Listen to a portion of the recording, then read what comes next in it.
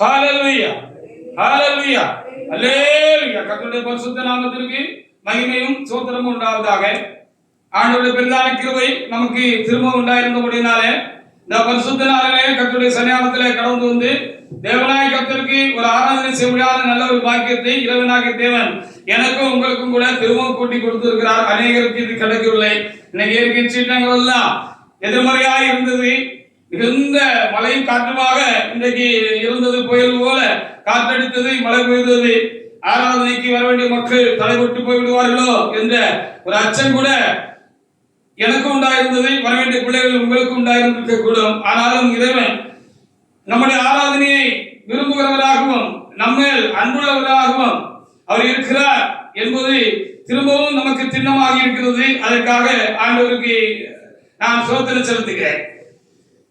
நாம் கர்த்தருக்கு ஆராதனை செய்வது, நாம் கொஞ்சம் பேராக இருந்தாலும் நாம் கர்த்தருக்கு ஆராதனை செய்வது, நம்முடைய வாயிலிருந்து துதி போடப்படுகிற பொழுது அந்த துதியில் அவர் ரொம்ப பிரியப்படுகிறவராக இருக்கிறபடினாலே இயற்கைக்கு கட்டளை கொடுத்து மழையெல்லாம் நிறுத்தி காற்றையெல்லாம் நிறுத்தி தேவனாய் கர்த்தர் குறித்த வேலையில பிள்ளைகளாகி நீங்களும் உழைக்காலாய் நாங்களும் அவருடைய சன்னிதானத்தில் கலந்து வந்து அவருக்கு ஆராதனை செய்யக்கூடியான ஒரு பாக்கியத்தை கொடுத்து சீற்றங்களை எல்லாம் மாற்றி அமைதியான ஒரு சூழ்நிலையை தேவனாய் கர்த்தர் கட்டளையிட்டதற்காக ஆண்டவருக்கு நான் அதிகமாக ஸ்தோத்திரம் செலுத்துகிறேன். இந்த சமயமானது ஆண்டவருடைய வார்த்தைகளை கேட்டு நம்முடைய ஆத்மாவை பலப்படுத்திக் கொள்கிற வேலையாக இருக்கிறது.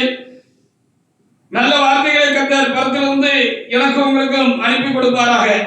சங்கீத புத்தகத்துல 34வது சங்கீதத்துல 10வது வசனத்தை தேவனாய் கர்த்தர் தாமே இந்த நாளுக்குரிய வார்த்தையாக தேவனாய் கர்த்தர் எனக்கும் உங்களுக்கும் கூட தேவனாய் கர்த்தர் தந்திருக்கிறார். அந்த வார்த்தையை நாம் வாசிக்கவும் தொடர்ந்து பரிசுத்த ஆவியின் துணை கொண்டு நாம் இன்றைக்கு அந்த வார்த்தைகளை தியானித்து நாம் பெறப்படவும் தேவனாய் கர்த்தர் தாமே நமக்கு அருள் பாராட்டுவாராக. சங்கீத புத்தகத்துல 34ஆம் சங்கீதத்துல 10வது வசனத்தை எடுத்த ஒரு தேவனுடைய பிள்ளை எழுந்து நின்று வாசிக்கிறார். வாசிக்க.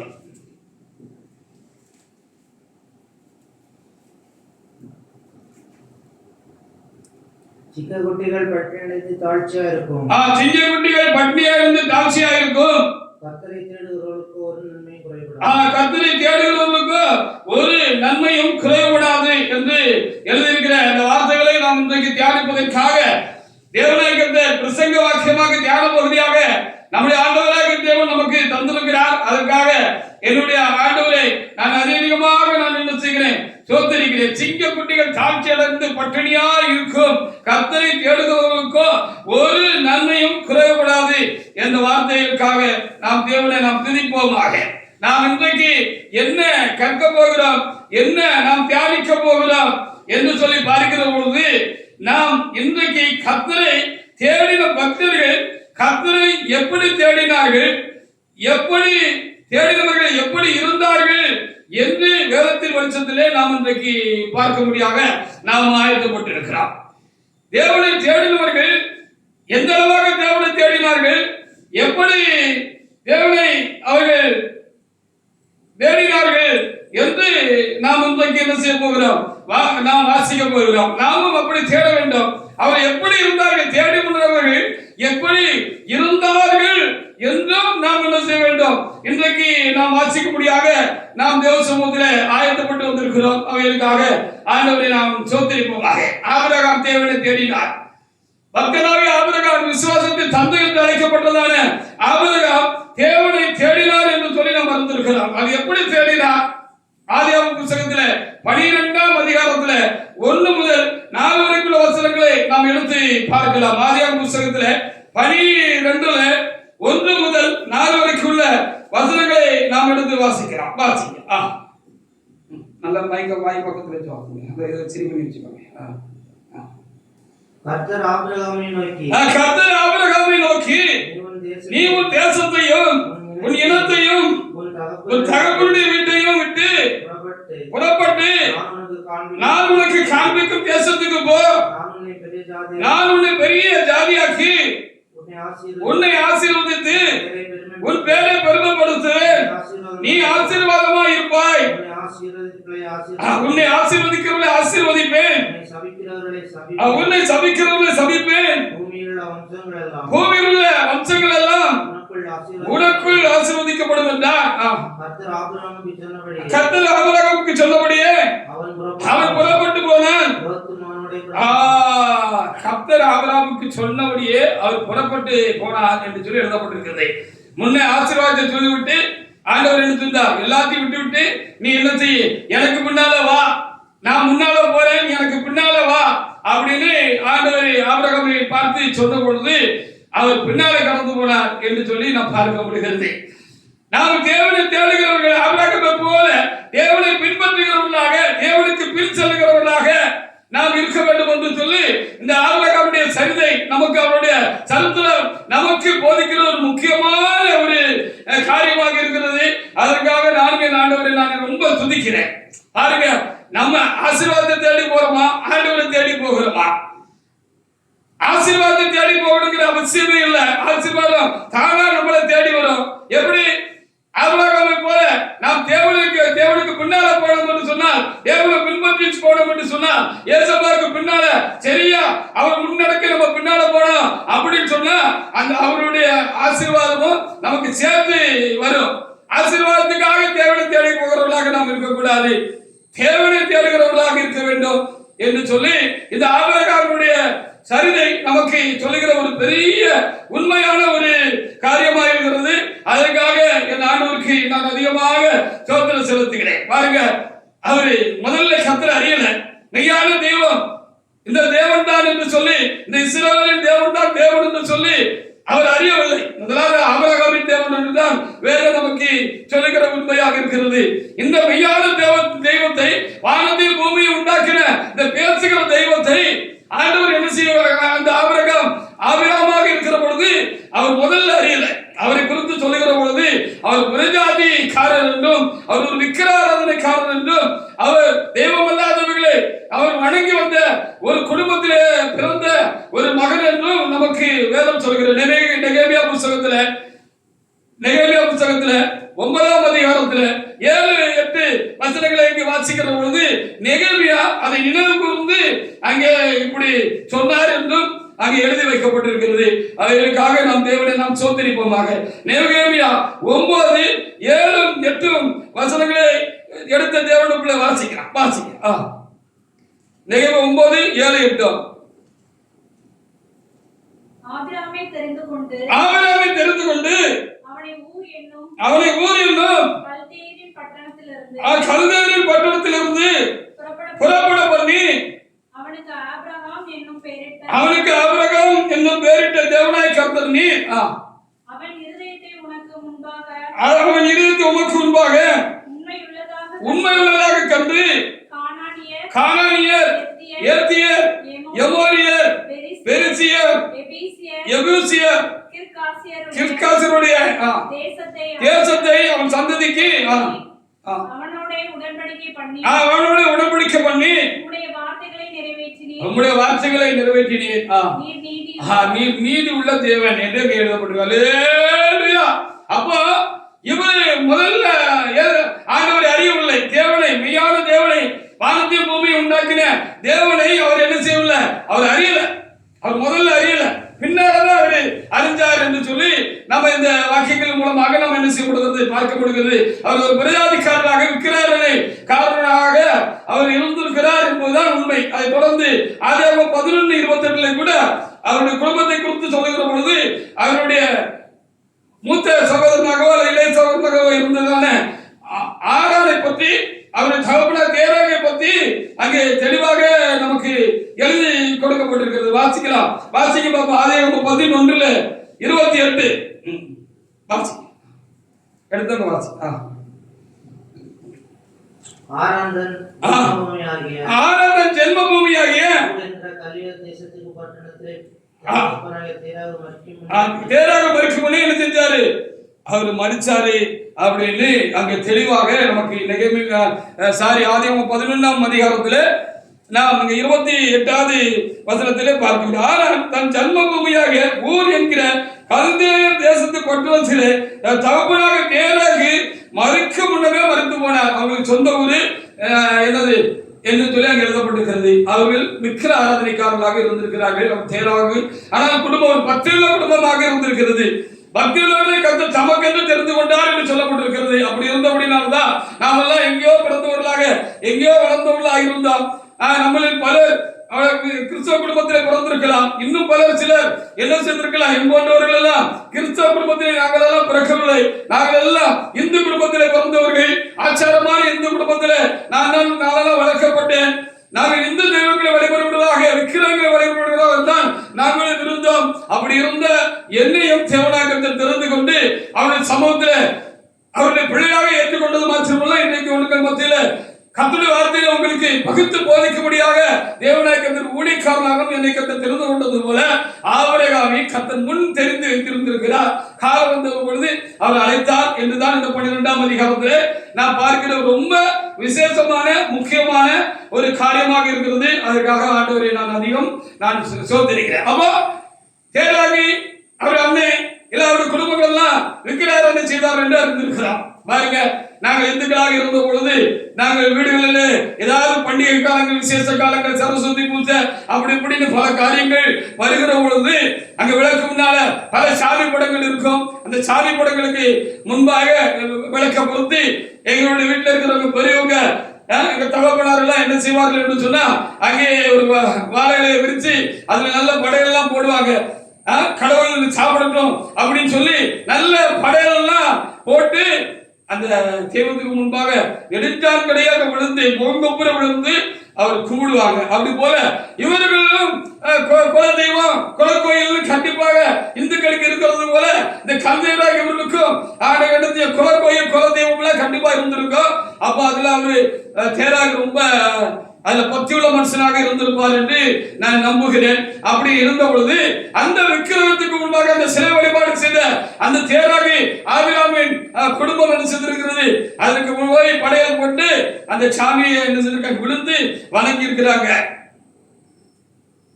அவர் அப்பா கூட இவரும் சின்ன வயசுல இருந்து ஆபிரகாம் என்ன செய்திருப்பாரு, ஆபிரகாம் என்கிற அந்த ஆபிரகாம் என்ன செய்திருப்பார், கூட இருந்திருப்பாரு. படையல் போட்டாங்க, வச்சாங்க, மையடிச்சாங்க, தீபாராதனை காட்டினாங்க, எல்லாம் செஞ்சாங்க. ஆனா சாமி என்ன செய்யல, எடுத்து சாப்பிடல. அது அப்படியே திரும்ப மடக்கி இவங்களே கொண்டு போய் எடுத்துட்டாங்க.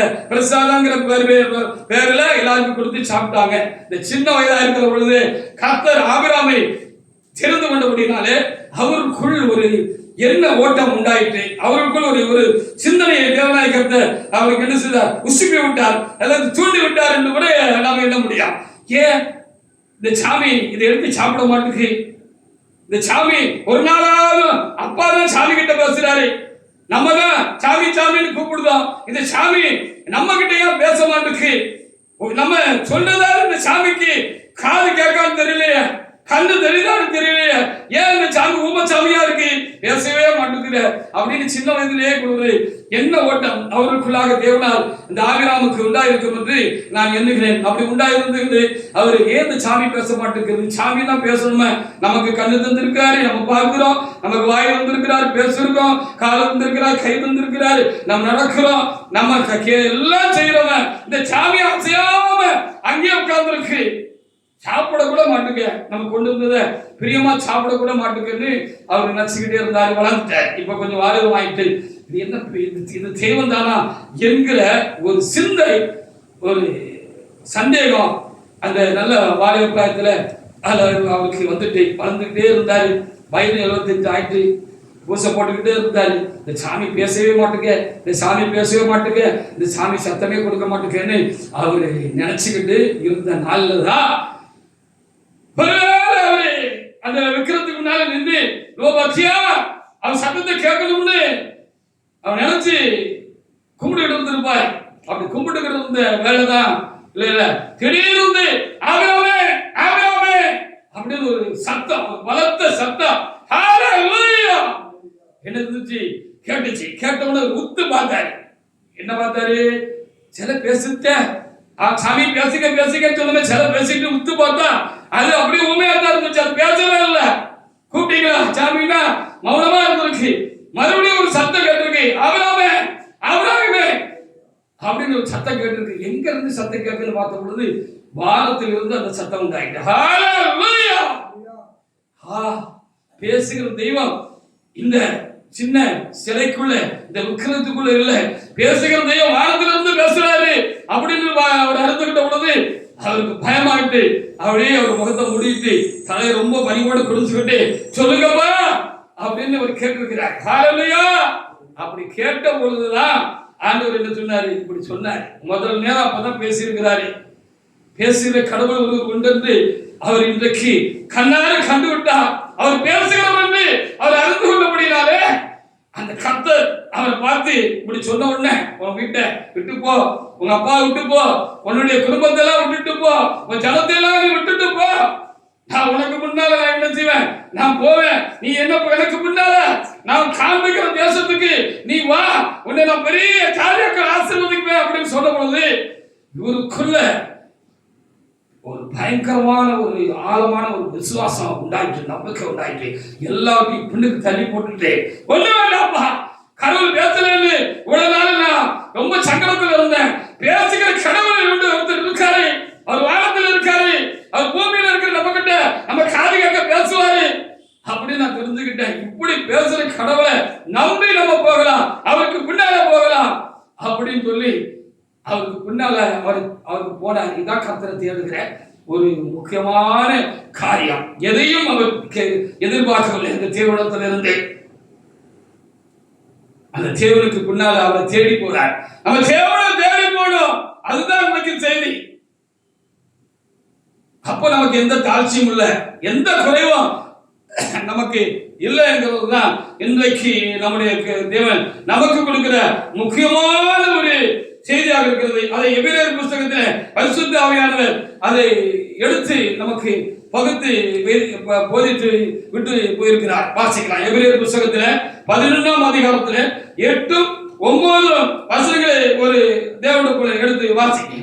எபிரேயர் 11:8-9 வசனங்களை வாசிக்கலாம். வாசிங்க.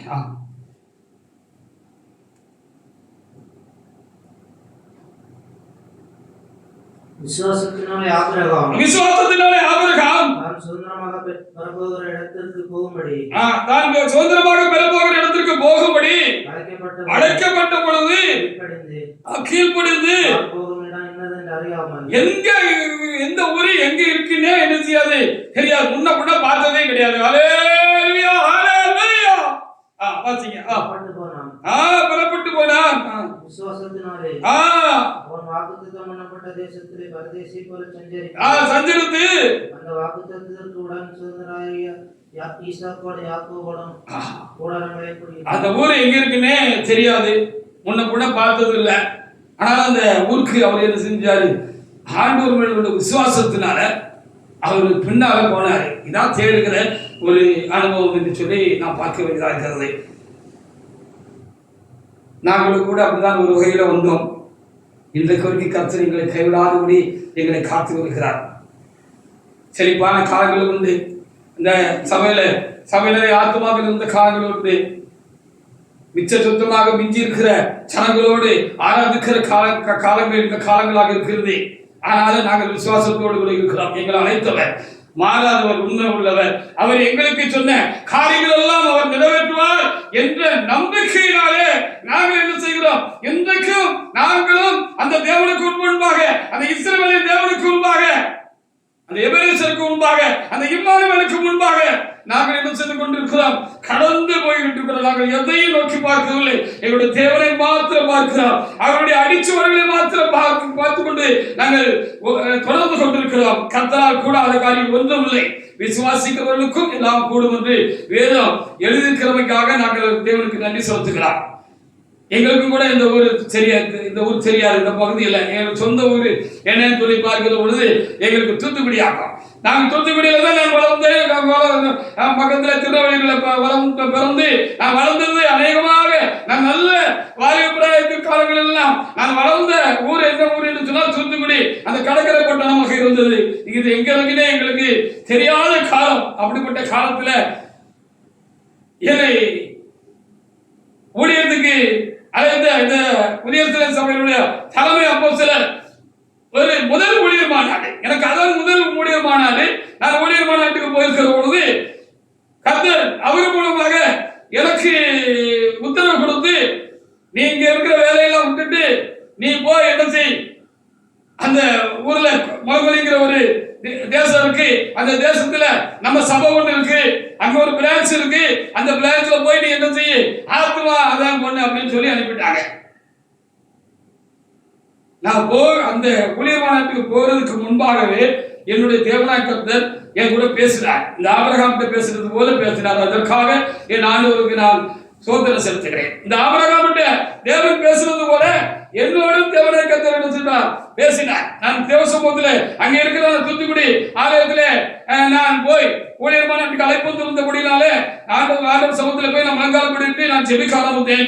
ஆண்டவரே, முதல்ல ஊழியர் மாநாட்டுக்கு போயிருக்கிறேன், என்ன ஆசீர்வாதம் வச்சிருக்கிறீங்கப்பா எனக்கு சொல்லி கேட்ட பொழுது ஆண்டவர் திட்டமாக என்னோட கூட பேசி என்னை இந்த இடத்துக்கு தேவனாக அனுப்பினார். நீ இங்கிருந்து போவாய் என்று கர்த்தர் எனக்கு சொல்லி என்னை என்ன செய்தார், அனுப்பினார். அப்படி போன பொழுது கர்த்தர் சொன்ன வார்த்தையின்படியே அந்த தலைவராக இருந்தாலும் திருச்சபையின் காணப்படுகிற தலைவராக சபை சாபகராக இருந்ததான அந்த பெரிய என்னை கூப்பிட்டு என்ன செய்தார்கள், இங்க என்னை அனுப்பி வைத்தார்கள். நான் இங்க வந்து 21 ஆண்டுகள் ஆகிறது.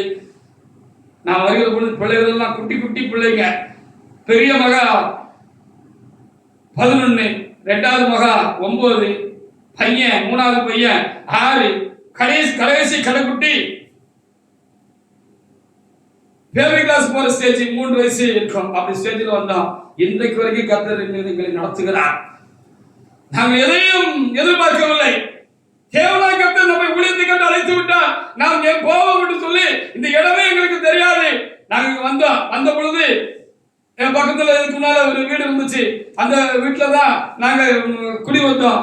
வேன்ல வந்து இறங்கினோம். ஒரு திறந்த வேன்ல மூடி போட்டு அதுல ஜாமான்கள்லாம் ஏற்றிட்டு அந்த வேனுக்குள்ளேயே கீழே உட்கார்ந்து நாங்க என்ன பயணித்து இங்க கடந்து வந்தோம்.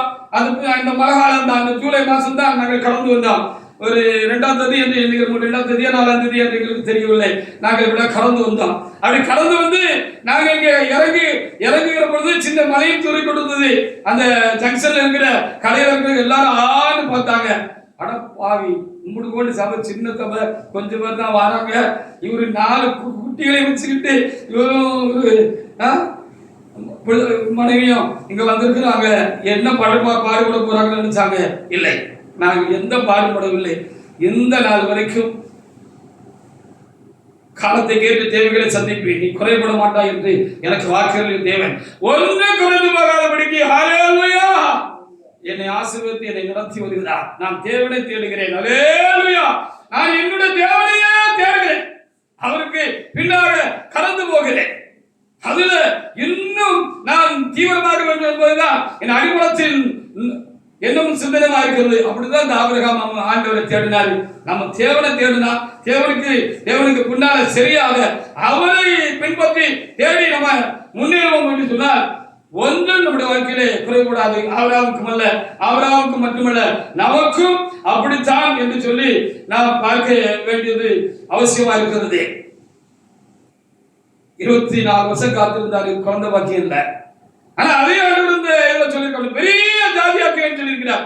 ஜாதி என்று சொன்னால் ஆங்கில பைபிள்ல என்ன எழுதியிருக்கு சொன்னா நேஷன் என்று எழுதியிருக்கிறது. ஒரு பெரிய தேசமாக்குவேன் அப்படின்னு சொல்லியிருந்தாரு. ஆனா 24 வருஷம் ஆச்சு விசுவாசத்தை கடந்து வந்தவர். அந்த விசுவாசத்தின் வார்த்தை காலங்கள் கடந்து போகிறது போல இருந்தாலும் அவருடைய விசுவாசத்தில் மாத்திரம் அவர் குட்டி போகவில்லை. விசுவாசம் குறைஞ்சிட்டுன்னா ஆண்டவருக்கு பின்னால போக மாட்டான். ஆண்டவரை தேடுகிறதுல நம்ம குறைஞ்சு போயிடுவோம். ஆனா அவருடைய விசுவாசம் உறுதி உள்ளவராக இருந்தது. முதல் விசுவாசம் சரியா இருந்தா முற்றுமுடிய அந்த விசுவாசம் சரியா இருக்கும். அவர் முதல்ல வேற எதுக்காக ஆண்டவர் தேடலையே, பேசுகிற ஆண்டவரை நான் பார்க்கணும், நான் கூப்பிடுவது கேட்கிறேன், ஆண்டவரை நான் பார்க்கணும், கடவுளை நான் பார்க்கணும். அப்படி இருந்தா அந்த நோக்கத்தோடு கூட அவர் தேடிக்கொண்டிருந்தபடினாலே அந்த பேசுகிற அந்த தேவன், அந்த உயிருள்ள தேவன், அந்த ஜீவிக்கிற தேவன், மனுஷனோடு இடைப்படுகிற தேவன், கேட்கிற பொழுது பதில் சொல்லுகிற தேவன் இவர் தான் என்று கண்டுவிட்ட பொழுது வேற எந்த நோக்கமும் இல்லை. அவர் தான் உனக்கு அப்படி செய்வேன் இப்படி செய்வேன் பெரிய ஜாதியாக்குவேன் அப்படி எல்லாம் சொன்னாரு. குழந்தை இல்ல உனக்கு அப்படி இப்படிலாம் சொன்னாரு. இவரு வேற எதுவுமே இவருக்கு சிந்தை இல்லை, இவருக்கு எந்த சிந்தையும் இல்லை. நான் பேசுகிற ஆண்டவரை நான் கண்டுகொண்டேன். அந்த கடவுள் பின்னால் நான் போகணும், அவர் என்ன சொல்றாரோ அதை கேட்கலாம். அப்படிங்கிற உணர்வு அவருடைய வாழ்க்கையில மேலோங்கி இருந்தது என்பதுதான் காரியமாக. நம்ம இப்படி போனோம்னா நம்மளும் தாழ்ச்சி அடைய மாட்டோம்.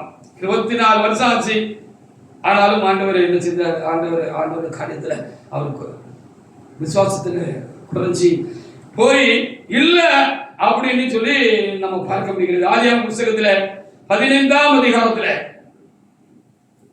4 முதல் சில வசனங்களை வாசிங்க. ஆண்டவரே அவருடைய விசுவாசத்தையும் அவருடைய பின்பற்றுதலையும் பார்த்து ரொம்ப சந்தோஷப்பட்டு அவரு சாட்சி சொல்லி வச்சுட்டு போயிருக்கிறார்.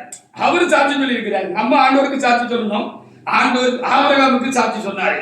அப்ப எப்படி வந்த பக்தர்கள் அப்பா இவர்கள் எல்லாம்? அப்படி நம்ம இருக்கிறோமா? அப்படி நம்ம இருக்கணும்.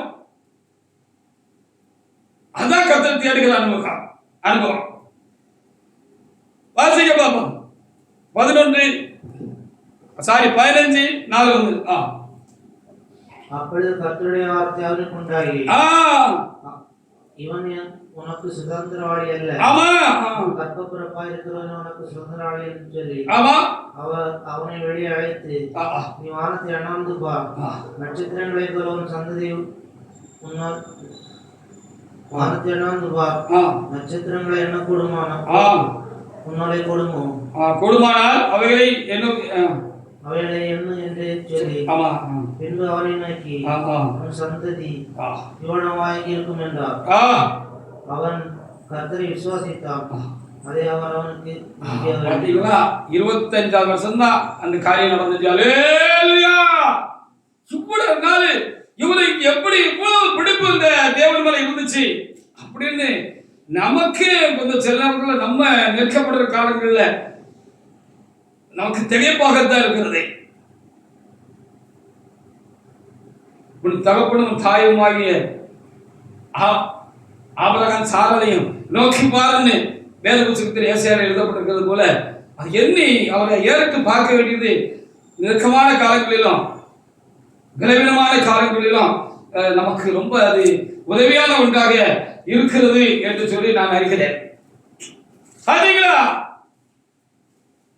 அது எதையும் எதிர்பார்த்து ஆண்டவருக்கு பின்னால போறேன். ஆண்டவருக்கு பின்னால போகணும் அப்படின்னு போனாரு. ஆண்டவரே தஞ்சம்னு பின்னால போகிற பொழுது அவர் என்ன சொன்னாலும் செய்யறதுக்கு ஆயத்தமாக இருக்கிற பொழுது எப்படி ஆண்டவரு அவரை விட்டுருவாரா? கண்டிப்பாக நிச்சய மாட்டாரு, விட மாட்டார் என்பதுதான் காரியமா இருக்கிறது. ஆதியாகமம் 18:17 முதல் 10 சில வசனங்களை கூட வாசிக்கலாம். வாசிங்க. ஆண்டவர் சாட்சி சொன்னார். நம்ம ஆண்டவருக்கு சாட்சி சொல்றோம் ஆராதனைகளில இல்லையா? குடும்பங்கள்ல சாட்சி சொல்கிறோம். எப்படி இயேசு கிட்ட வந்த இவர் முரட்டு ஆசாமி ஆச்சு, சரியான குடிகாரன் ஆச்சு, சரியான மோசமான வாழ்க்கையில இருந்த மனுஷன் ஆச்சு, முகச்சொலிக்கிற மாதிரி எல்லாம் இருந்த, எப்படிப்பா இந்த கடவுள்கிட்ட வந்த அப்படின்னு கேட்கிறாங்கன்னா அவருடைய பழைய வாழ்க்கை மாறி இருக்குன்னு அர்த்தம். இயேசுடைய நல்ல திவ்ய குணங்கள், சுபாவங்கள், பழக்க வழக்கங்கள் எல்லாம் இயேசுவை போல மாறி இருக்கிறதுன்னு அர்த்தம். அதனால ரோட்ல போனா விலகி போனவங்கள வழிய வந்து என்ன செய்யறாங்க, நம்மகிட்ட வந்து கேட்கறாங்கன்னு வச்சுக்கோங்களேன். எப்படிப்பா இயேசு கிட்ட போனேன் அப்படின்னு கேட்கறாங்கன்னு வச்சுக்கோங்களேன். அத போல நம்ம சாட்சி சொல்லுகிறவர்களாக இருக்கிறோம். ஆபிரகாமை குறித்து தேவனே சாட்சி கொடுத்தார் என்று இந்த பகுதியில எழுதப்பட்டிருக்கிறது. வாசிங்க, சத்தமா வாசிங்க.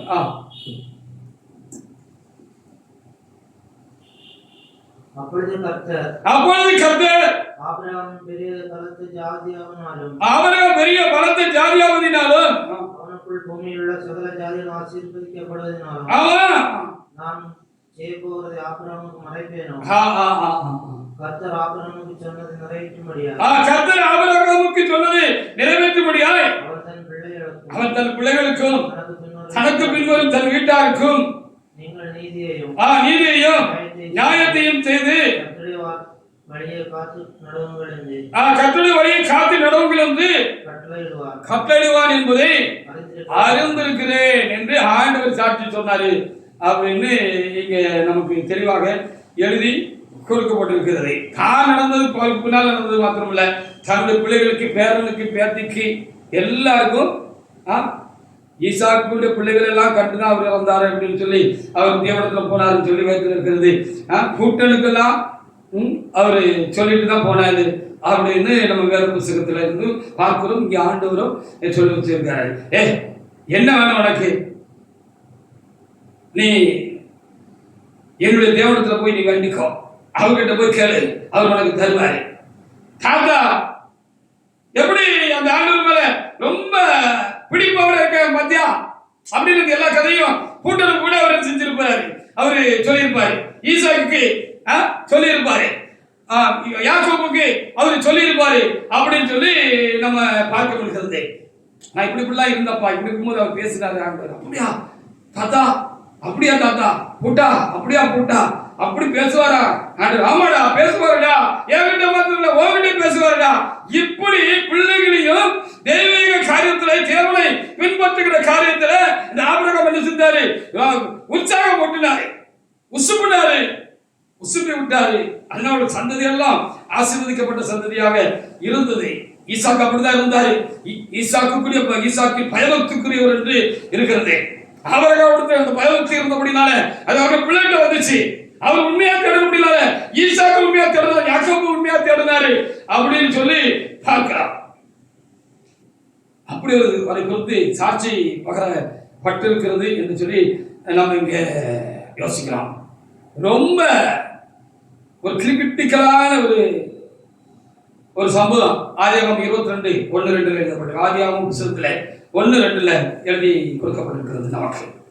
இந்த விசுவாசம், இந்த ஆபிரகாமின் விசுவாசம், அந்த குறையாத அந்த ஆபிரகாமின் விசுவாசம், அந்த விசுவாசத்தினாலும் இந்த தேவ அன்பினாலும், விசுவாசங்கிறது ஒண்ணு கர்த்தரை நம்புகிறது, இன்னொன்னு விசுவாசங்கிறதுக்கு உள்ள இன்னொன்னு இருக்கு அன்பு.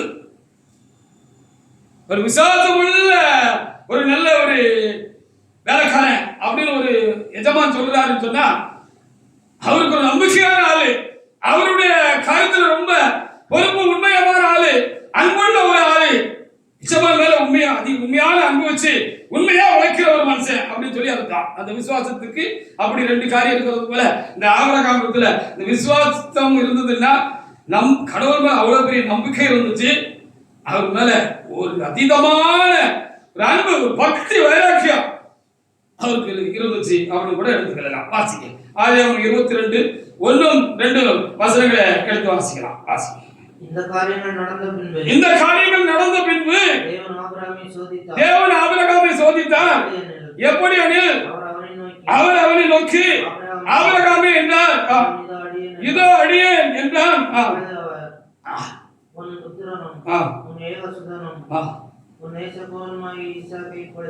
இப்பொழுது மோரியா தேசத்துக்கு போய்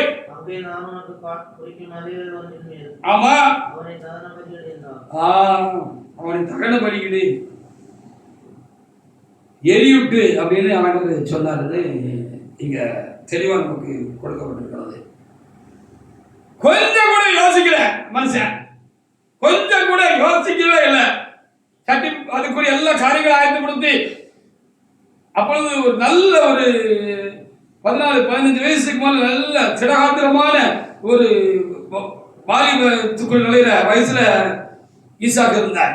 அவருக்குள்ளேயும் அந்த கீழ்ப்படுதல் இருந்துச்சு, அந்த இறை பற்றி இருந்துச்சு, தேவன் மேல பற்றி வைராக்கியம் இருந்துச்சு. கூட்டிட்டு போயிட்டார், எதையும் யோசிக்கல.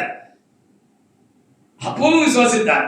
ஏன் விசுவாசித்தார் என்று சொன்னார், எபிரேயர் 11ஆம் அதிகாரத்திலே 17-19 வசனங்களிலே அதை எங்க பரிசுத்தாவியானவர் பின்னால நமக்கு விலக்கி வச்சுட்டு போயிருக்கிறார்கள். அதற்காக நாம் ஆண்டவரை துதிப்போமாக.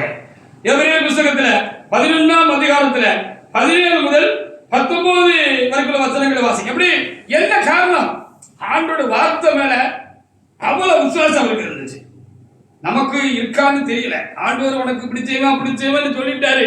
ஆனா கால சூழ்நிலைகள்லாம் வேற விதமாக போகிற பொழுது, நம்பிக்கைக்கு ஏதுமில்லாத ஒரு சூழ்நிலையை தொடர்கிற பொழுது நம்மள எந்த அளவுக்கு நம்புறோம், அது நம்பிக்கை அளவுல நம்ம விழுந்துருவோமா அப்படின்னு நம்ம எண்ணி பார்க்கிறது ரொம்ப அவசியமான ஒரு காரியமா இருக்கு. எபிரேயர் புத்தகத்துல 11 17 முதல் சில வசனங்களை வாசிக்கலாம். மேலும் விசுவாசத்தினாலே ஆபிரகாம்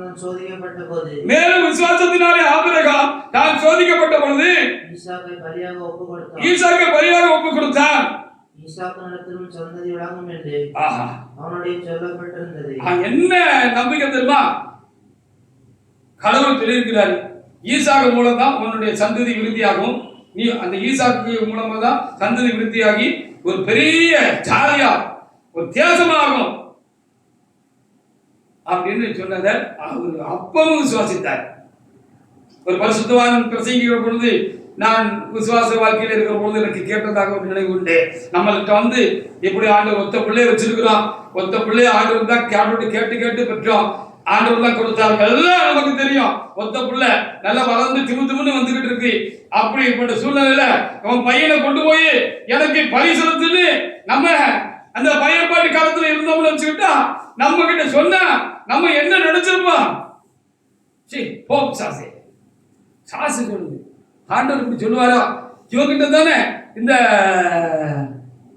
என்னுடைய சந்ததி வளர்க்குன்னு சொன்னாரு, பெரிய சாதியாக்குன்னு சொல்லியிருக்காரு, இது எப்படி ஆண்டவர் சொல்லுவாரு அப்படின்னு கூட ஒருவேளை நம்ம தப்பறையா நினைச்சிருக்கிறதுக்கு காரியம் உண்டுன்னு அந்த ஐயா சொன்னாங்க. ஆனா ஆபிரகாமுக்கு அந்த சந்தேகமே வரவில்லை. ஏன்னு தெரியுமா? அவர் டெய்லி ஆண்டவர்கிட்ட பேசிக்கிட்டே இருந்தார். ஹல்லேலூயா! முதல் நாள் பேசின அந்த ஆண்டவர் கூட அவர் பேசிக்கிட்டே இருந்தார். முதல்ல வானத்துல இருந்து பேசினாரு, அடுத்த ஆண்டவர் சொப்பனத்தின் மூலமா பேசினாரு, அடுத்த அவர் ஜெபம் பண்ணிக்கிட்டு இருக்கிற பொழுது இவருக்குள்ள இருந்தே ஆண்டவர் பேசினாரு. ஆண்டவர் ஆபிரகாமுக்கு உள்ள இருந்துட்டே பேசினாரு. ஆண்டவர் சத்தம் உள்ள தொனிக்கிறத அவர் கேட்டாரு. என் சிநேகிதனாக ஆபிரகாமின் சந்ததியே அப்படின்னு சொல்லப்பட்டிருக்குது. அப்ப என்னன்னா ரொம்ப பெஸ்ட் ஃப்ரெண்ட் ஆயிட்டாங்க, ரொம்ப நெருக்கமாயிட்டாங்க. கடவுளும் அந்த தேவனும் இந்த ஆபிரகாம் என்ன செஞ்சுட்டாங்க?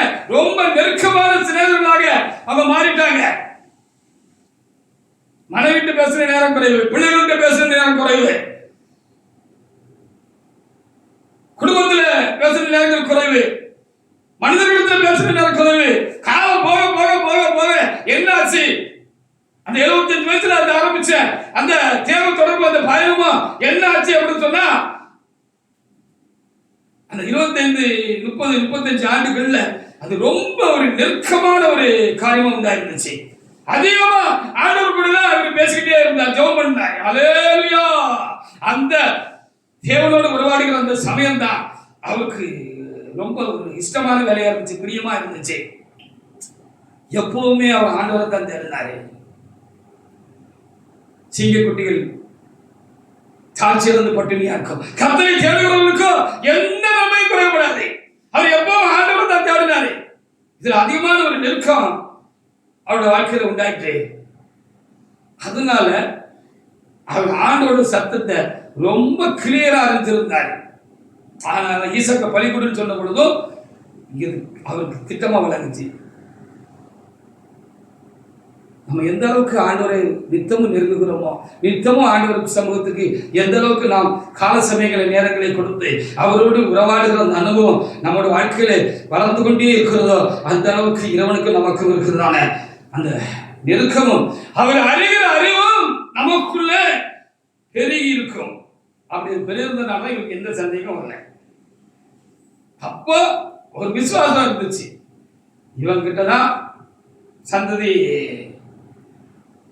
விலகுன்னு சொல்லியிருக்கிறாரு, இவனை கொண்டுதான் ஜாதி ஒரு பெரிய ஜாதியாக்குறேன், ஒரு தேசம் வாக்குவேன்னு சொல்லியிருக்கிறாரு.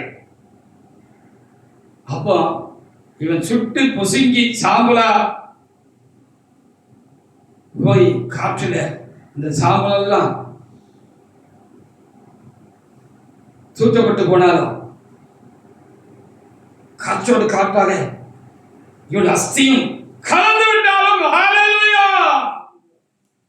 என்னுடைய தேவனால் என்ன செய்ய முடியும்? திரும்பவும் ஈசாக்கை எனக்கு முன்பாக உயிரோடு கொண்டு வந்து நிப்பாட்ட முடியும் என்கிற விசுவாசம், அந்த பின்பற்றுதல் அந்த ஆபிரகாமுக்கு இருந்துச்சப்பா. இதான் கர்த்தரை தேடணும். நான் ஆரம்பத்துல பிரசங்க வாக்கியத்துல சொன்னது போல தேடின பக்தர்கள் எப்படி தேடினார்கள், தேடின பக்தர்கள் எப்படி இருந்தார்கள், ஆபிரகாம் எப்படி தேடினார், எப்படி இருந்தார் பாத்தீங்களா? 1 சாமுவேல் 3:9-10 வசனங்களை எடுத்து வாசிப்பாங்க. அடுத்து ஒரு சாமுவேல் ஒரு ஐயா இருந்தாங்க, ஒரு தீர்க்கதரிசி இருந்தாரு. இவரும் அப்படிதான் சின்ன நேரத்துல முதல்ல ஆண்டவருடைய சத்தத்தை கேட்டாரு அப்படின்னு சொல்லி சொல்லப்படுது. முதல்ல ஆண்டவர் பேசின பொழுது இவருடைய எஜமான் ஆசாரியரா இருந்த அந்த ஏழை எங்க அந்த தேவன மனுஷன் தான் தன்னை கூப்பிடுறாரு அப்படின்னு சொல்லி இவரு ஐயா கூப்பிட்டீங்களான்னு சொல்லி போனாரு அப்படின்னு சொல்லி எழுதப்பட்டிருக்கிறது. இவர் என்ன செஞ்சாருன்னா, அவர் கைக்குள்ள இவர் இருந்தாரு. அங்கே கர்த்தருடைய உடன்படிக்கப்பட்டு இருந்துச்சு, ஆசாரிப்பு கூட இருந்துச்சு. விளக்கு அணைஞ்சு போறதுக்கு முன்னால இவர் போய் அந்த ஆசாரிப்பு கூட என்ன செஞ்சுக்கிடுவாரு, அதுக்கு காவலாளியை போல இருந்த அந்த சின்ன இதுல போய் படுத்துக்கிடுவார். அப்படி அவர் படுத்து கொண்டு இருந்த பொழுதுதான் ஆண்டவர் பேசினாரு அப்படின்னு நமக்கு இங்கே எழுதி தந்திருக்கிறது. வாசிங்க 1 சாமுவேல் 3:9-10 வசனங்களை வாசிக்கலாம். வாசிங்க. சாமுவேலை நோக்கி நீ போய் படுத்துக்கொள், உன்னை கூப்பிட்டால் அப்பொழுது நீ கர்த்தாவே அடியேன் கேட்கிறேன் என்று சொல்லினார். சாமுவேல் போய் தன்னுடைய ஸ்தானத்திலே படுத்துக் கொண்டான். வந்து சாமுவேலே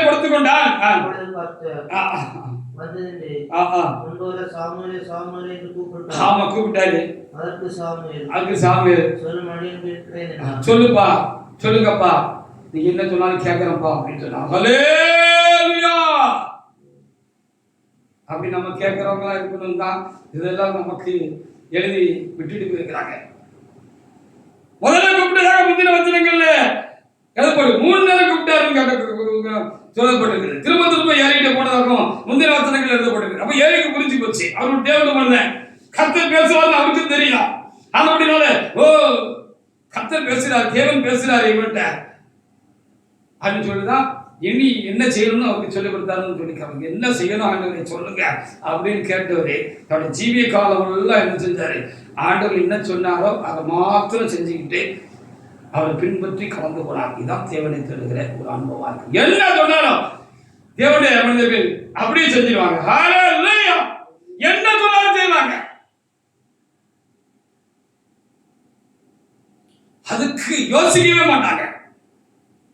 இதான் தேடுகிறது தான். இப்படி அப்படி வந்துருமா, அப்படின்னா இப்படி வந்துருமா, இவங்க நம்மளை விட்டு போயிருவாங்களோ, அவங்க நம்மளை விட்டு போயிருவாங்களோ, நம்ம தனியாலாம் நிற்க வேண்டியது இருக்குமா,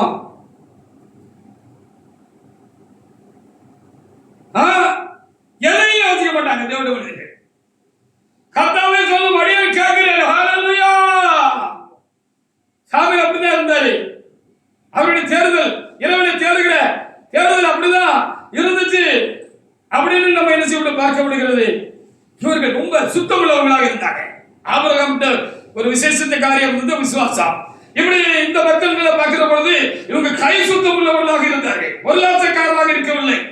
இவர்கள் மக்களுடைய இடத்திலிருந்து இவர்கள் மதிப்பு மரியாதை எதிர்பார்க்கல, பேர் புகழ எதிர்பார்க்கல, மக்கள் புகழ எதிர்பார்க்கல, புகழ்ச்சிக்கு இவங்க அடிமையாகல.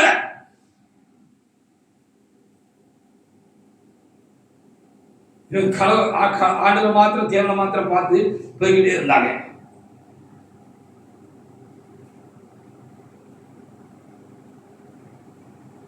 குதிரைக்கு 2 பக்கமும் அந்த காலத்துல குதிரை வண்டி உண்டு. இந்த 2 பக்கமும் இப்படி ஒண்ணு மாட்டி வச்சிருப்பாங்க. அதுக்கு நல்ல பேர் சொல்லுவாங்க, வாயில வரல. இப்ப 2 பக்கமும் குதிரை பார்க்க முடியாது. அப்போ குதிரை வண்டியை இயக்குற அந்த குதிரை வண்டிக்காரரு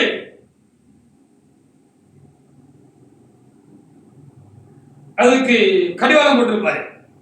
அந்த கடிவாளத்தினுடைய இந்த வாரி அந்த குதிரை வண்டிக்காரர்கிட்ட இருக்கும். அந்த குதிரை வண்டியை பழக்கியிருப்பாரு, குதிரையை பழக்கியிருப்பாரு. இப்படி என்ன செய்யும், அந்த குதிரை முன்னால போனோம்னா அதுக்கு பழக்கி வச்சிருந்திருப்பாரு. லெப்ட்ல திரும்பணும்னா அதே கடிவாளத்தை இப்படி தூக்கி லெப்ட்ல அடிச்சு இப்படி பாரு. ரைட்ல போனோம்னா இப்படி அடிச்சு ரைட்ல போயிருப்பாரு. ஸ்பீடா போனோம்னா எப்படி அது எடுத்து அசைப்பாரு. ஓ எஜமான் வேகமா சொல்றாரு அப்படின்னு அது வேகமா போகும்.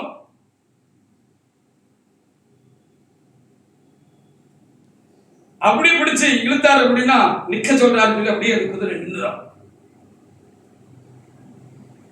குதிரைக்கு எஜமான அசைவுகள் மாத்திரம் அதுக்கு மூலையில இருக்கும்.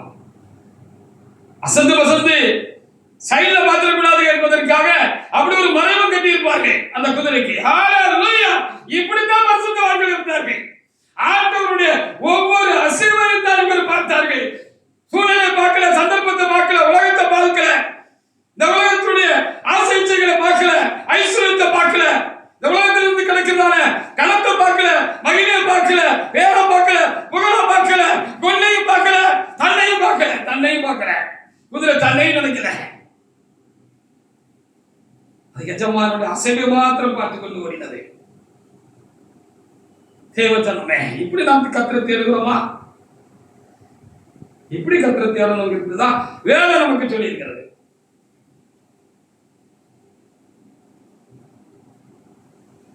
ஒன்று சாமுவேல் 12:3 முதல் 5 வரைக்கும் எப்படி தைரியமா கேட்கிற மாதிரி இருக்கணும். தேடுகிற அனுபவம், அதுல விசேஷமா ஊழியக்காரனுடைய அனுபவம் அப்படி இருக்கணும். விசுவாசிகளை ஏற்று பார்த்தா ஊழியக்காரன் தலைமுடியில மாதிரி இருக்கக்கூடாது. ஹalleluya! ஏதாவது ஒரு சூழ்நிலையில என்ன பிரதர், என்ன சிஸ்டர் அப்படின்னு பார்த்தா அவங்க தலைமுடியிற மாதிரி நம்ம இருக்கணும். நம்ம தேவனுக்குள்மா தலைமுடியலாம், மனிதனுக்குள்மா தலைமுடியாக நம்முடைய வாழ்க்கை இருக்கக்கூடாது, நம்முடைய ஆவிக்குரிய அனுபவம் இருக்கக்கூடாது. அவங்க புரியலாம். வாசிங்க. இதோ இருக்கிறேன் கர்த்தரின் சந்நிதியிலும் இதோ இருக்கிறேன். நல்ல முன்பாக என்னை குறித்து சாட்சி சொல்லுங்கள்.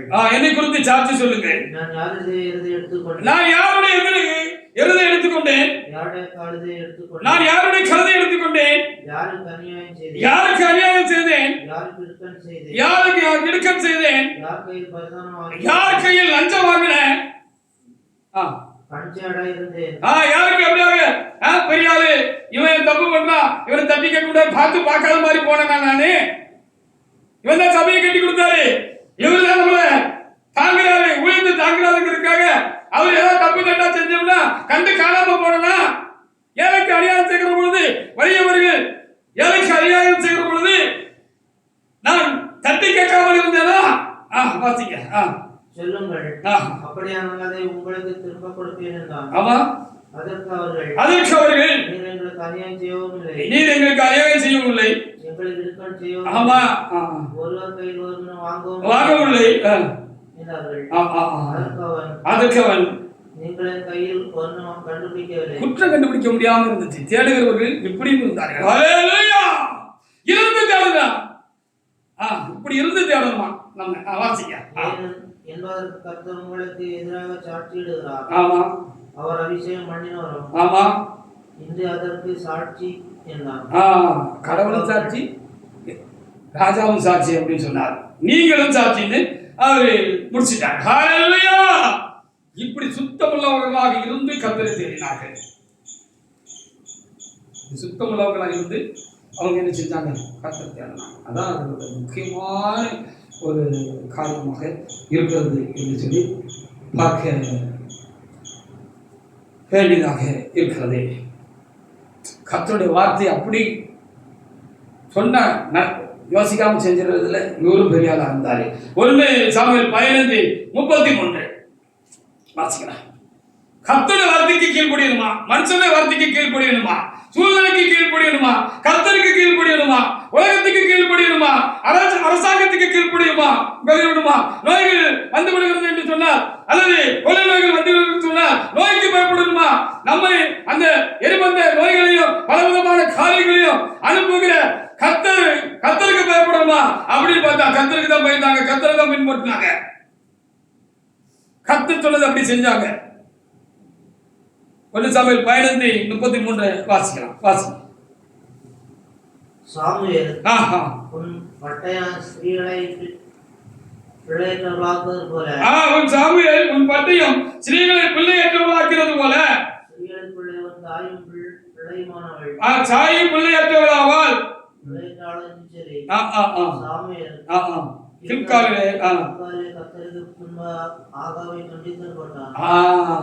கொள்ளையில பறந்து கொள்ளை மேல பறந்து ஜனங்களுக்கு பயந்து ராஜாவாக அபிஷேகம் பண்ணப்பட்ட முதல் ராஜா, இஸ்ரவேலுக்கு முதல் ராஜாவாக அபிஷேகம் பண்ணப்பட்ட சவுல் என்ன செஞ்சுட்டாரு? ஆகாயை என்ன செஞ்சுட்டாரு?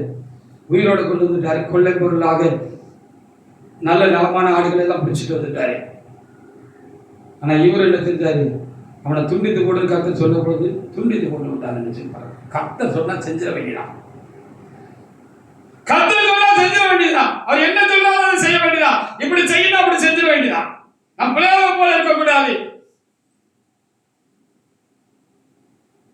ரெண்டாவது நேரம் கர்த்தரத்துல போய் ஆண்டவரே இப்படி செஞ்சிடலாமான்னு நம்ம கேட்க கூடாது. மூணாவது நேரம் போக கூடாது. கர்த்தர் சொல்லிட்டார், சொன்னதுதான், அவர் எல்லாம் சரியா தான் செய்வார். இதுதான் நமக்குள்ள இருக்க வேண்டிய அடிப்படையான ஒரு உணர்வும் எண்ணமும் நம்பிக்கையமாக விசுவாசமாக பக்தி வைராக்கியமாக இருக்க வேண்டும். கர்த்தர் சொன்னா செஞ்சிட வேண்டியதா, என்ன சொன்னாலும் செஞ்சிட வேண்டியதா. இப்படி தேடினாங்க. அப்போஸ்தலர் 9:6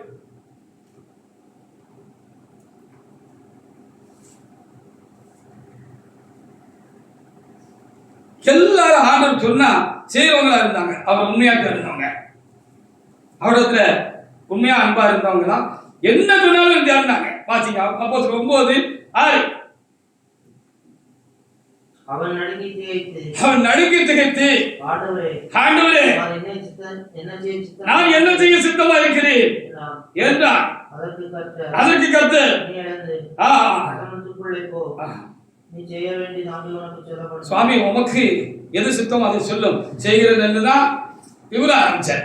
ஆரம்பிச்சதெல்லாம் நான் முதல்ல சொன்ன மாதிரி, ஆபிரகாம் சொன்ன மாதிரி, சாமுவேல் சொன்ன மாதிரி ஆரம்பம் சரியா இருந்தா நம்முடைய ஆவிக்குரிய வாழ்க்கையும் நம்முடைய வாழ்க்கையும் தேவனுக்குள்ளாக அனுபவங்களும் அது சரியா இருந்துகிட்டே இருக்கும்.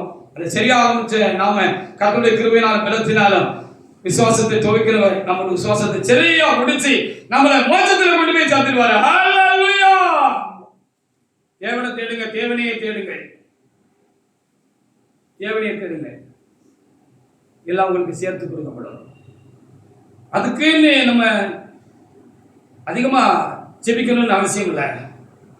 கேட்டதையும் தருவார், நமக்கு என்ன தேவை இருந்துச்சு கேட்காதையும் சேர்ந்து தருவார். இது எங்களுடைய அனுபவங்களாக இருக்கிறது. அவைகளுக்காக நான் தேவனை சொல்லிக்கிறேன், தோற்றிருக்கிறேன்.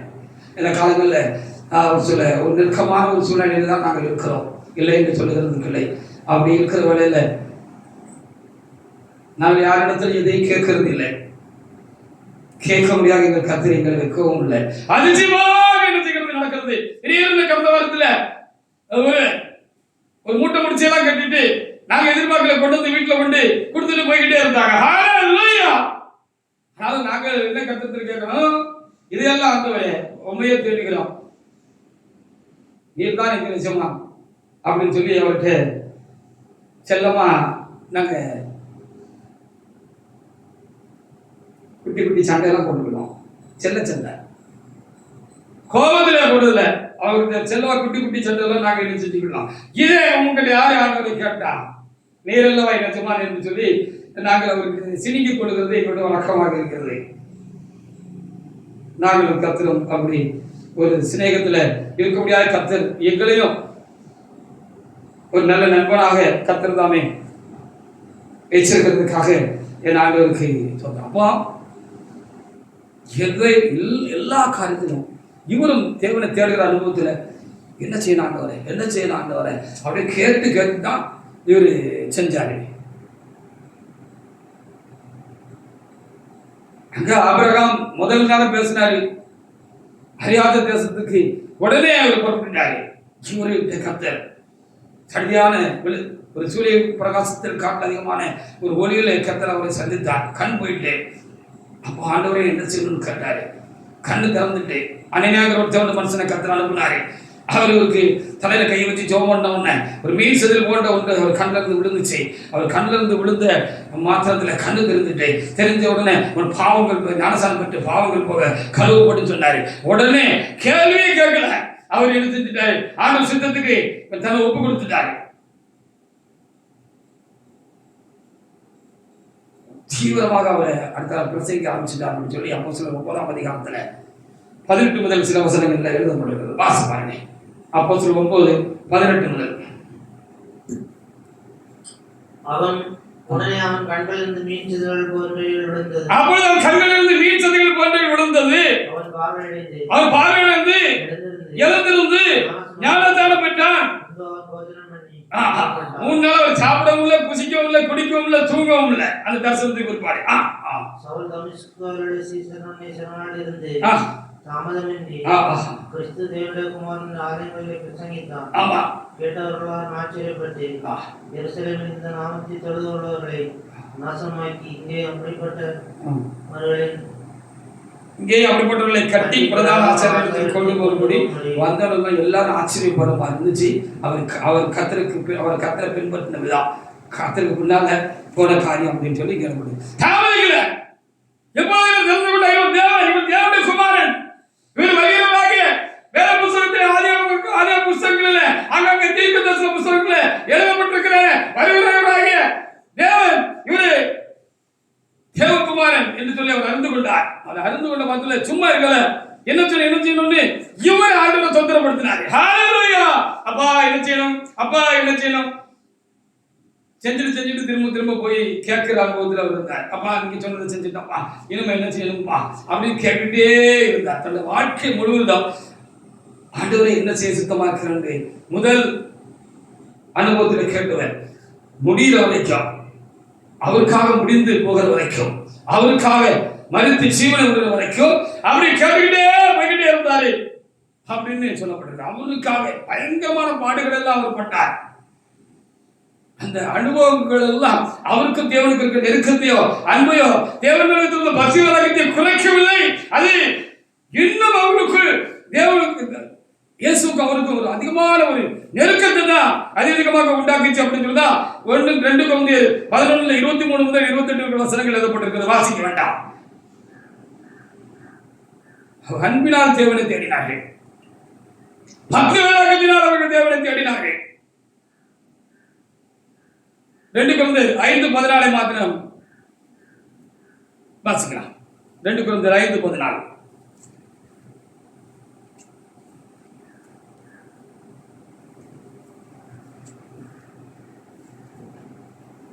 கிறிஸ்துவினுடைய அன்பு எங்களை நெருக்கி ஏவுகிறது. கிறிஸ்துவினுடைய அன்பு எங்களை நெருக்கி ஏவுகிறது. ஹalleluya! அப்போ ஆண்டவருடைய அன்பு நம்மளை நெருக்கி ஏவுதா? நமக்காக ஜீவனை கொடுத்தாரே அந்த அன்பு நம்மளை நெருக்கி ஏவுதா? நான் கைகளால் பாவம் செய்திருக்கிறேன், நான் கால்களால் பாவம் செய்திருக்கிறேன், கால்களை கையிலும் அவர் அந்த தண்டனை ஏற்றுக்கொள்ள முடியாத அவர் ஆணி கடவுப்பட்டாரே இந்த சரீரத்தினால் செய்த பாவத்திற்காக ஒன்று கூட 40 அடியாக அவர் விழுந்தது போல தன்னுடைய சரீரத்தை அதற்காக ஒப்பு கொடுத்தாரே. இந்த கண் செய்த பாவத்திற்காக நான் தண்டிக்கப்பட்டு விடக்கூடாது என்பதற்காக, நான் நித்திய நரகத்துக்கு போய்விடக்கூடாது என்பதற்காக என்னுடைய ஆண்டவர் கண்களும் காயப்பட்டது. அவருடைய தலைவர் நான் சிந்தனையால் செய்த பாவத்திற்காக முன்னுடி சூட்டப்பட்டாரே. இப்படியே சொல்லிக்கிட்டே போலாம். ஒட்டுமொத்தமா நானும் நீங்களும் ஒவ்வொருவரும் ஆதாம் முதல் பிறந்த ஒவ்வொரு மனிதனும் பிறக்கப்படுவதும் செய்த ஒவ்வொரு பாவத்துக்காகவும் செய்கிற ஒவ்வொரு பாவத்துக்காகவும் செய்ய போகிற ஒரு பாவத்துக்காக கடைசி பாவத்துக்காக தான் அவர் இவ்வளவு அட்டிப்பட்டாரு, அவமானப்பட்டாரு, நிந்திக்கப்பட்டாரு அப்படிங்கிற உணர்வு நமக்கு தெளிவா உண்டாகும் சொன்னா வேற ஏதாவது தேடுவோம், வேற எதுக்காவது ஆண்டவரை தேடுவோம், தேவனையே தேடுவோம். அப்படி ஒரு கிறிஸ்துவ அன்பு இவரை நெருக்கி ஏவுச்சு. எனக்காக இவர் காயப்பட்டாரே, எனக்காக ரத்த சிந்தி வந்தாருங்கிற அந்த உணர்வு அவரை நெருக்கி ஏவுச்சு. இதான் அன்பு. இந்த கிறிஸ்துவ அன்பு அவங்களை நெருக்கி ஏவுச்சு. 1 யோவான் 4:19 வாசிக்கலாம். 1 யோவான் 4:19. அதனால அவங்களுக்குள்ள இப்படி ஒரு வைராக்கியத்தை அவங்களே வளர்த்துக்கிட்டாங்க. வைராக்கியத்தை அவங்களுக்குள்ளே அவங்க உண்டாக்கிக்கிட்டாங்க. மக்கள் தேவனை தேடின உண்மை உள்ள பக்தர்கள் எல்லாம் தேவனுடைய அன்பை மிகுதி அவங்க அதிகமாக உணர்ந்த பொழுது இயேசுவின் அன்பு அதிகமாக உணர்ந்த பொழுது அவங்க என்ன செஞ்சாங்கன்னு சொல்லி நம்ம அங்க பார்க்க முடிகிறதுன்னு சொல்லி பார்க்கிற பொழுது பிந்தியாகி அவர்களிடத்துல சரியா அன்பு கூறணுங்கிற காரியத்தை அவங்களுக்குள்ள அவங்க உண்டாக்கிக்கிட்டாங்க. இந்த வைராக்கியத்தை அவங்களுக்குள்ள அவங்களே உண்டாக்கிக்கிட்டாங்க. எங்கேயும் திரும்பி பார்க்கல, அவரே பார்த்து ஓடி ஓடி முடிச்சுட்டாங்க. 4:19 பிந்தியாக அவர்கள் நம்ம சரியா அன்பு கூறணும் தான் ஆண்டவர் இடத்துல கேட்கிறார். வாசிங்க 4:19 அவர் முந்தி நம்மிடத்தில் அன்பு கூர்ந்தபடியினால் அவள் நம்மிடத்தில் முந்தி அன்பு கூர்ந்தபடியினால் நாமும் அவரிடத்தில் அன்பு கூறுவோம். பிந்தியாயும் அவர்கிட்ட நம்ம சரியா அன்பு கூறணுங்கிறது தான் தேடுகிற அனுபவம் என்று சொல்லி ஆண்டவருக்கு நமக்கு கொடுத்த மேலான வார்த்தைகளும் ஆசீர்வாதமான வார்த்தைகள். இப்படி நம்ம தேடுறோம்னா வேற எதையும் நம்ம தேடுங்கிறது இல்லை, வேண்டியதில் நமக்கு தேடும். இன்னைக்கு 100 ரூபா வேணா 100 ரூபா தந்தா போதுமா? நாளைக்கு 1000 ரூபா வேணும்னா 1000 ரூபா தந்தா போதுமா? நாளை கழிச்சு 1 லட்சம் ரூபா வேணும்னா 1 லட்சம் ரூபா தந்தா போதுமா? எல்லாம் தருவார். நாளை நாள் கவலைப்பட வேண்டாம். நாளை நாள் தனக்காக கவலைப்படும். அந்தந்த நாளுக்கு அழுவது பாடுகள் போதும். முதலாவது தேவனுடைய ராஜ்யத்தை நீதியை தேடுங்கள், தேவனைய அவருடைய ராஜ்யத்தை தேடுங்கள். இதெல்லாம் உங்களுக்கு கூட கொடுக்கப்படாம். ஒன்று வாங்கினா 2 இலவசம். தேவனை தேடினால் எல்லாம் இலவசமாக நமக்கு கிடைக்கும். இதுதான் கர்த்தர் நமக்கு இன்றைக்கு கொடுத்த நற்செய்தியாகும். நமக்கு நம்ம செவிக்கு கொடுத்த நற்செய்தியாகும். இருதயத்தில் வைத்து வைத்து அதை நம்முடைய வாழ்க்கையிலே பரிந்துபடுத்த வேண்டிய ஒரு முக்கியமான காரியமாக இருக்கிறது. சிங்க குட்டிகள் தாட்சியடைந்து பட்டினியாயிருக்கும். கர்த்தரை தேடுகிறவர்களுக்கோ ஒரு நன்மையும் குறைவிடாது என்று கர்த்தருக்கு தந்த நல்ல வார்த்தைகளுக்காக நாம் தேவனாய் கர்த்தரை நாம் சோதரிப்போமாக. கர்த்தர் இந்த வார்த்தைகளை ஆசீர்வதிப்பாராக. ஆமென். ஹல்லேலூயா, ஹல்லேலூயா, ஹல்லேலூயா, ஆமென்.